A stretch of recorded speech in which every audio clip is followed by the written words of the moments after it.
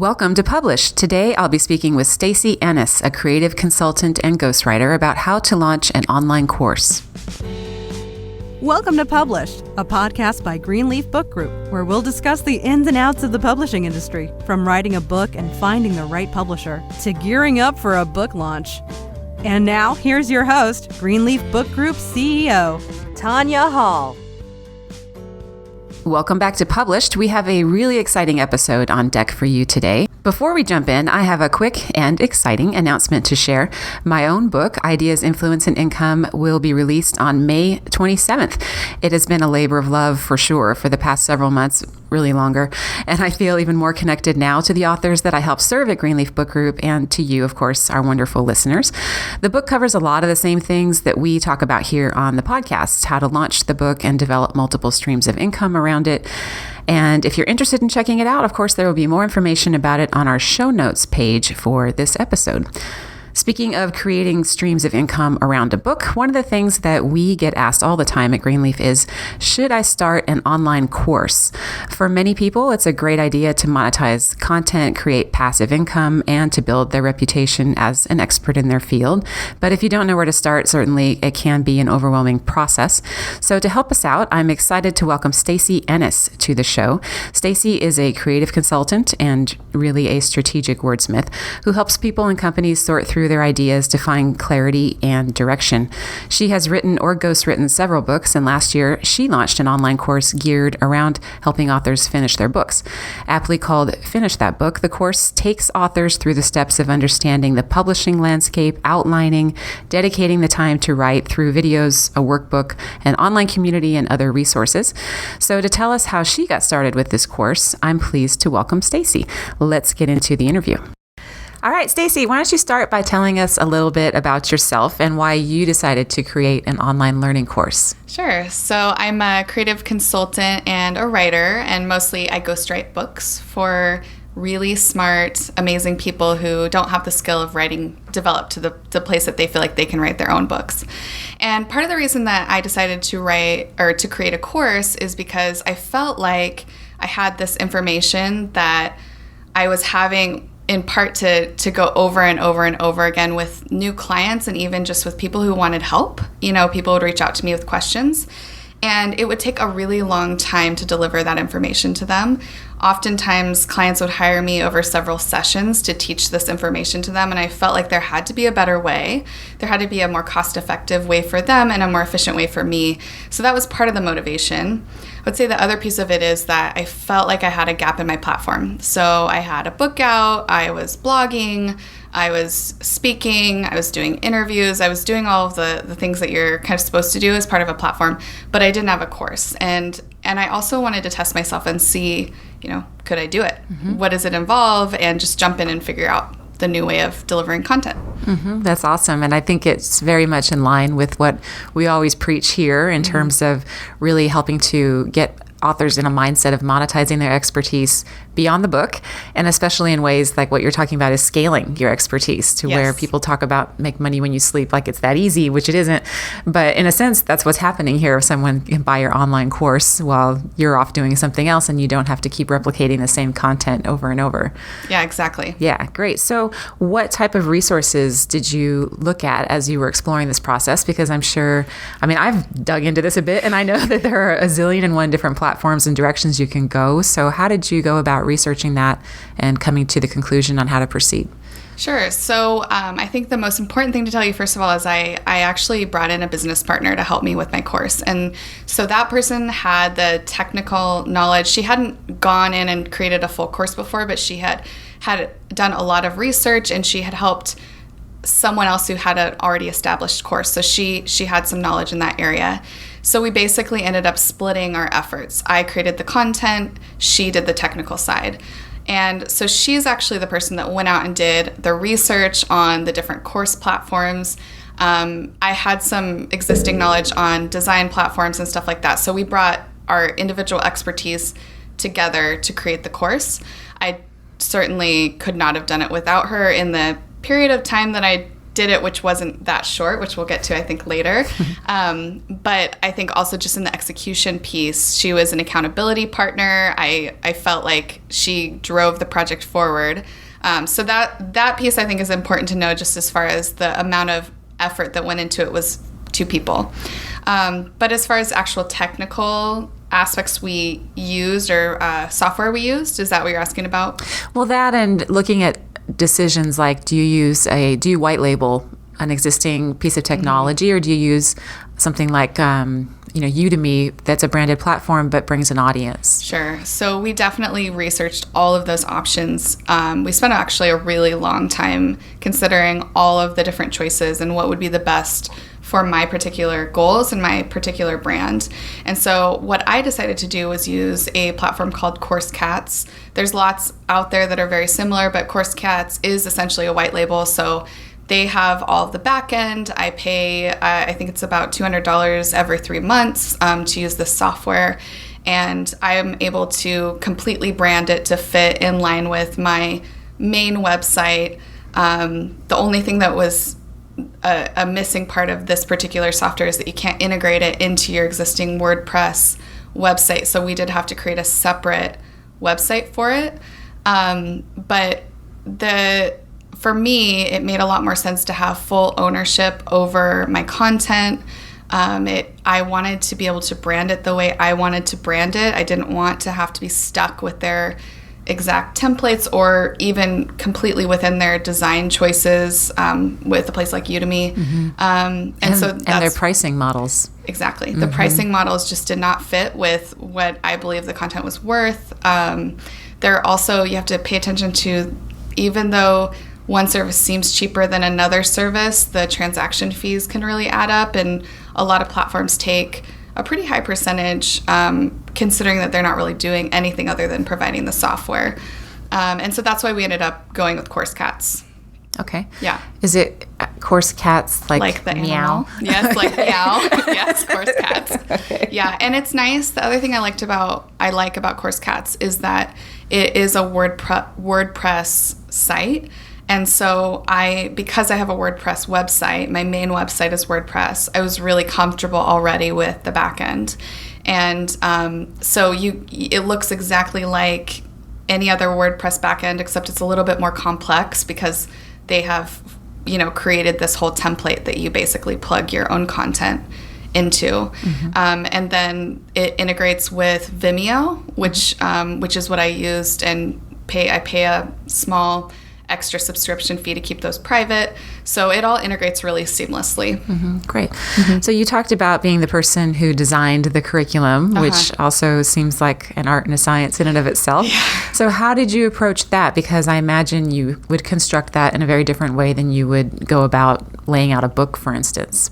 Yeah, it's interesting. It actually felt like a very similar process in a lot of ways. So one thing that helped, I taught for 2 years, long time ago, but so I did have experience in designing curriculum. I actually created curriculum for my high school classes that I taught, so I had that knowledge going into it. But I also write about 2.5 books a year, so I'm really used to the outlining and execution process of a book. I wasn't expecting how hard creating a course would be. I actually felt like it was harder than writing a book in a lot of ways. I don't know if that's because it was new, or if it really is just it felt like it was a lot harder. And I think part of it, so what felt similar, it was a similar approach to a book in that I started with this really broad scope, right? I had this huge idea of this multifaceted, gigantic course that I was going to build. And I think a lot of books start out that way. It's like you have this huge thing and everything needs to fit into it. And then eventually through the process of outlining, you pick the right direction to take it, you narrow down, and you figure out what that core message is, and you create something that is much smaller in scope and more focused. And that was a similar process. So I started out with a 33-page outline of this massive course. And then I went out and I asked questions to colleagues of mine in the industry and said, what do people need? What are they really looking for? Because I felt like this course that I had planned was way too big. It wasn't going to serve people the way that I wanted to. And so I have a colleague of mine, Stephanie Chandler, who runs the Nonfiction Authors Association. I was on a call with her, and so I asked her what the biggest thing people struggled with. And I had a couple of course ideas. And she said productivity and getting it done was the main thing. And that was what I was already feeling. And I had asked a few other colleagues and clients. And so I kept getting the same input. I paid attention online. I was in groups watching what people were struggling with, and that helped me narrow it. And then the way that I actually created it was quite different than writing a book, because I was designing slides at the same time as I was writing the content. For me, that was my best process. And I used Canva to create the slides and also to design the workbook for the course. So there's a workbook as well. Yes. Okay. Yeah, a full workbook. I think it's just under 30 pages. And then I have some bonus trainings and some templates, things like that within the course. Okay, so you have that all bundled as one product. Yes. Got it. Okay, so that's another decision that people have to work through. Yeah. I mean, you definitely don't need to create something quite as robust, but I felt like if I was going to be able to meet my goal, which was really giving people the knowledge and the tools to be able to get their books done, that's the whole point of the course, those had to be included. And so that's where, and it's the same in writing a book. I would think you would agree with this. I never make choices about whether to do or not do something because it's too hard. And so sometimes I think, in this course, it was a lot of work and there were pieces I could have left out, but that wouldn't have been the right choice to serve the people that I wanted to serve. So. That's right.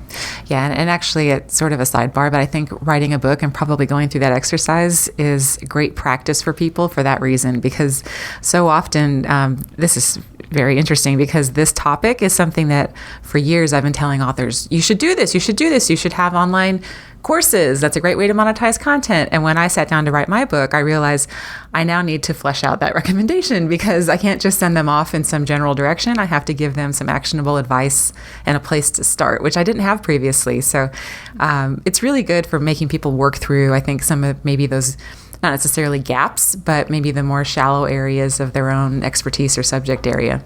Absolutely. Yeah, absolutely. And that actually is a great point too, because I think that online courses are really hot right now. It seems like everybody should create an online course, but I do think people need to check in and say, is this the best way to deliver content, to deliver what I want to deliver to people? For me, the answer was very clearly yes, because I was already doing that. How I was delivering this information to people was usually over Skype, because they weren't in my area. And I basically took the same thing I was teaching them live and I turned it into a course, and that made a lot of sense. But there are other times when an online course doesn't make sense. And so really getting clear about, why am I creating this course? What is it that I want to be the outcome for the people that I'm creating it for? And is this the right method for delivering that? And getting clear before you spend 6 months, creating it. And that's my next question, because this all does sound like a lot of work, and it sounds like you were very methodical in researching, and even with this extra help that you had, there's just a lot to tackle here between choosing the platform and the technology and getting the actual curriculum designed. So 6 months, was that your start to finish go live time? I think it's fair to note that I have a lot going on. So I certainly could have gotten it done a lot faster if I had been able to set aside, maybe a month and a half to be really focused on it. I was writing a book. I was revising 2 other books. I was speaking. I was doing a ton of things. So, being able to it did take me 6 months. I certainly think it could be done faster if it becomes a priority. What did the actual curriculum design portion of it take, if you recall? I really focused time was about 2 to 3 months of, so it's a couple of things. So one is creating, then it has to, because I am a really big proponent of editing, I ran everything through multiple rounds of editing. So not just content, substantive editing, but also several rounds of proofreading. So getting everything, not only the content really great, but also the kind of refinement of the words and making sure everything was just right. Then you have to record, and then you have to edit, and then you have to create the online, get all the copy done. You're probably working on that alongside. So there are multiple stages, just like, I think a lot of people with their first books are shocked at how many other steps go into creating this book that you hold in your hand. A really similar experience with creating a course. Yeah, and also similar, the work doesn't stop with creating the book. Yes. Once you have the course, of course, that was slightly meta. Once you have the course, of course, you have to promote it. So that seems like quite the beast, given, we certainly know how competitive the landscape is on the book selling side, and I'm sure it's climbing to that level on the online learning side as well. So what did you do to promote your course? One of the things that I did, and I think this will be helpful for listeners, is created a couple of free resources. And part of people signing up for those free resources was that they then went into kind of an email funnel. So they were getting really valuable emails, but at the same time, they were learning about the course. And so to do that, I used ConvertKit. And they have a really fabulous software that lets you tag people as they come in, and so it's kind of complicated, but it works really well for that purpose. But I created a guide it's called "What Will My Book Cost?" And because that was the number one question that I was getting from people, when they reach out to me, whether to hire me or just because they know I'm in the industry and they had a question, the number one question is, like, what do I need to budget for this book? And so I created a guide that I knew people would want, that then I captured their email. So then I had an asset, which in some ways to me was more valuable than whether or not they bought the course. Mm-hmm. And then once they received this free guide, and the guide's really awesome too. I didn't create a, 2-page guide that wasn't actually helpful. It's really in depth. I worked really hard on it. I did a ton of research. It's really good. I felt good about that offering. And so when they get this free thing from me, it shows them kind of a taste of the level of quality of what the course would be. So that was one way. The other way was social media, Facebook ads, posting on different social accounts, emailing my existing list. Also, it's been really nice for when I have new clients come in. I get a lot of emails inbound every week, most of which will never become clients. And I want a way to be able to still serve them and give them something valuable. So it's been really nice to be able to say, there's this course that will really help you as you get started on this journey of writing a book, and having a way to kind of direct people inbound that I can't work with to something that's actually helpful to them and also is profitable for me. Mm-hmm. That's great. And I bet those people become fans and potentially recommend other folks who maybe can afford the higher level of service. Yeah, that's a great way to sort of pay it forward with those folks. I love that. So looking back, any big lessons learned or any great advice that you can share? You've shared tons of great advice, but anything else that you can share with those listeners who may be dabbling with the idea of launching their own course? Yeah, I would say that it's kind of similar advice I would give somebody starting a book, is to get real about the amount of work that's going into it. But I don't think that should dissuade people, because I think there is something really worthy about tackling something that is foreign and hard. It makes you better on the other side. But the advice that I would give people is to really plan it out and create a clear schedule for when things are happening and when you plan to launch, and make it realistic, but make it time bound, and then get somebody that you're accountable for. So if you can afford it, hire somebody to help you. It doesn't mean they need to take on half of the load like my partner did, but it can be somebody who edits the videos for you or uploads the videos and kind of creates the main course site for you. And part of the reason I really like that as a suggestion is because then you get a date on the calendar. Somebody is waiting for the content from you. You might have a penalty financially if you don't hit your deadline. And so committing financially to deadlines makes a huge difference in driving you to actually get it done. Yeah, I like that idea. It's an accountability partner, really. Exactly. Yeah. Exactly. Awesome. Well, this is all great advice. Thank you so much for joining us today. Such a pleasure. Well, thanks for listening. For notes from today's show, including links to the vendors Stacy mentioned, head to greenleafbookgroup.com/episode 20. Don't forget, information about my upcoming book, including 3 free sample chapters, can be found there too. Thanks for listening to Published. To learn more, please visit greenleafbookgroup.com. And remember to subscribe to this podcast on iTunes.